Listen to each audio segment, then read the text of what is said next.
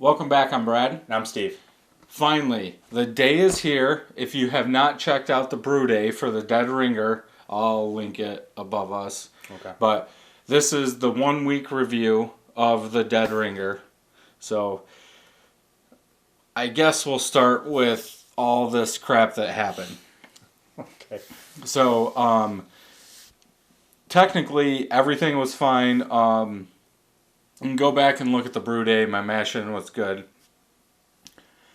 Original gravity was 18.75. That's your bricks. Original, yeah, Okay. bricks. So I transferred it into a secondary. Okay. 2 weeks later, I'm pretty sure. I think it said, I think it said 1 week before kegging or whatever. Sure. So I transferred it into secondary on 3/6, and I took another reading, and the brick showed at 17. Pretty high for... So that means it dropped 1.75 bricks in 2 weeks. Now, if you saw the actual brew day, there's no way it only dropped 1.75 bricks. That thing was going like crazy. So that made me think maybe something was wrong with my refractometer. So I started looking into it. I put water on it. And with the water on it, at first, it was, instead of being level, it was like this. Oh, jeez. It went from like 7 up to like 18, 20, something like that. So basically it's broken. So, which I have no clue because after I use it, I put it on the case, then I put the case up. So I said, okay, we'll just let it go. So I put the dry hops, the Centennial, 1 ounce of Centennial in there, and I let it go. Then, on kegging day, so it went into secondary on 3/6, and kegging day was 3/13. Okay. And I took another reading, and it was still, when you looked in it, it was still like this. So what I did was I took the top off, and I took the screwdriver and drilled it down as far as I could, and actually got it level to 3. Bricks? Yeah. 3 bricks. Yeah, wouldn't go any lower. I actually broke the screwdriver. Nice. So after I did compensation and all that, I figured it got down to 9 bricks, which would be a 1.014, which would give us a ABV of 6.53. Okay. So Which- probably right in line right. with what they were expecting Yep. with this kit. Yep. Sure. Okay. And we will be right back because I forgot something. Okay, so we're back. So the thing I wanted to get is I have a magazine that has the Two-Hearted Cologne in it. We're not going to talk too much about it, but it is different. Slightly, yeah. Yes. So it could be, but you'll have to watch a future video of a double-fisted showdown we'll talk about that more. But to get back to the refractometer, I thought that you could actually take it apart. So I took off the little piece that goes over the glass, and I couldn't, so I put it back on, and I looked through it. Instead of it being vertical, it was horizontal. Then we got back from vacation, so nobody was home, and if you look in it, the glass is cracked, and I showed that to you. Yeah. So I bought a new one. The thing, why I'm mentioning this is if you remember, which you're going to have to go back some videos, when I first did my cider, it dropped all the way down to 6 bricks. Then it didn't pop back up. When I put it in the secondary, then I was going to keg it. The 6 bricks is when I put it in the secondary. Right. When I kegged it, it was at 12. So there might be something wrong with your measuring device. Yeah, so there I think is where something went wacky. So my, I I think everything's okay. Just my ABVs and all that could be off. But going forward, that should be fixed. I got a brand new one. We'll see how that goes. So let's get to this. Obviously, we let it sit. The head is gone. The lacing is there. Yeah, it held the head for Yep. quite a while, so it's been at least 15 minutes. So To me, it's pretty clear. yeah, this is a good looking IPA. Bubbles, I can see bubbles. This is in a keg, obviously. If this is something, if you poured it Two Hearted, I mean, it looked exactly the same. Yep. So smell.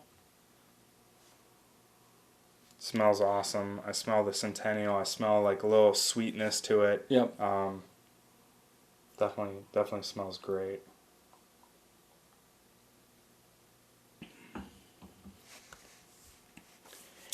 And this is my first time having this beer with you. We had some the other night too, and say it again, this is a great beer. Yeah. Northern Brewer, hats off. I mean, they designed a really good recipe.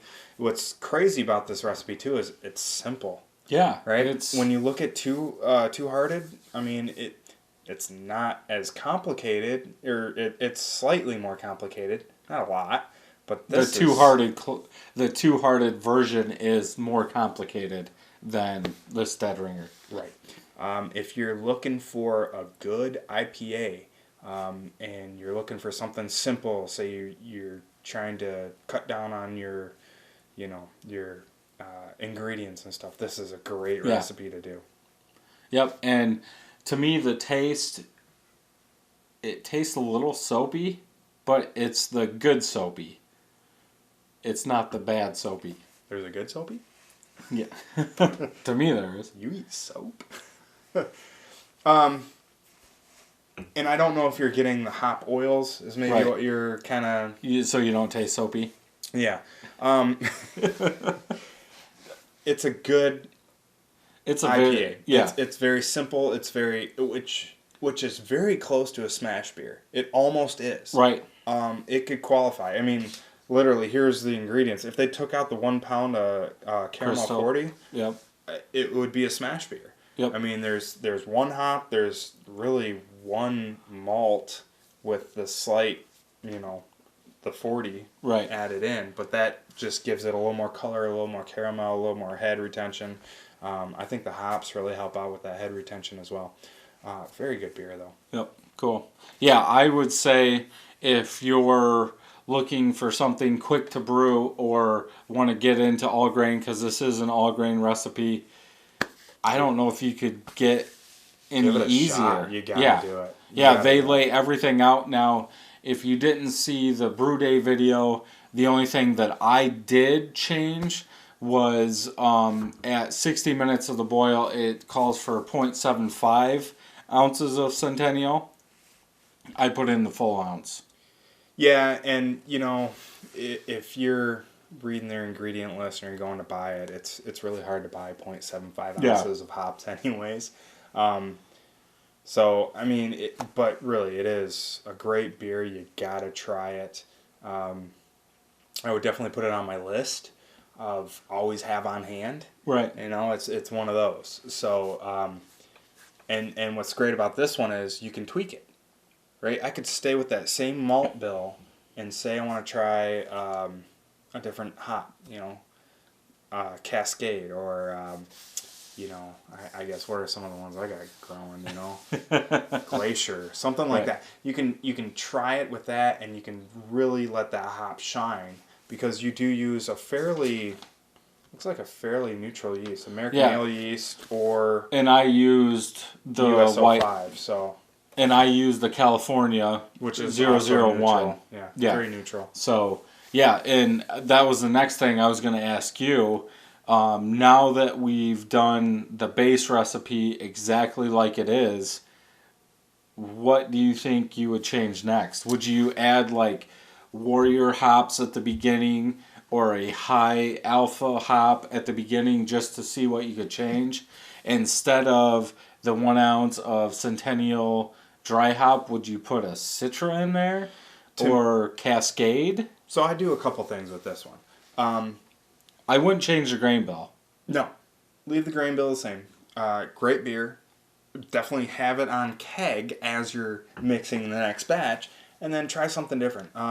But I would probably stick with the dual purpose hop and Okay. try it out. And I'd probably keep even the same boil Schedule? additions and quantities that they have listed out in their recipe. Okay.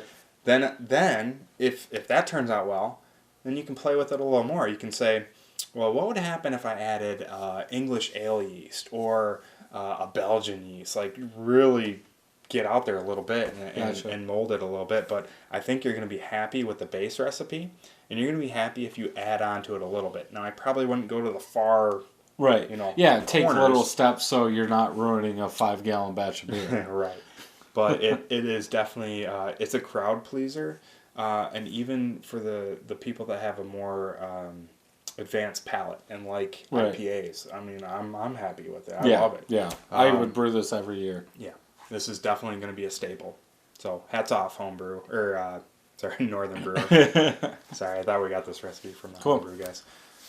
So I think that finishes it up for the beer review. Make sure you check out because we are going to do a double-fisted showdown versus the actual two-hearted ale from Bell's. Yep. And we're going to see why this is called a Michigan staple because I've never heard of that.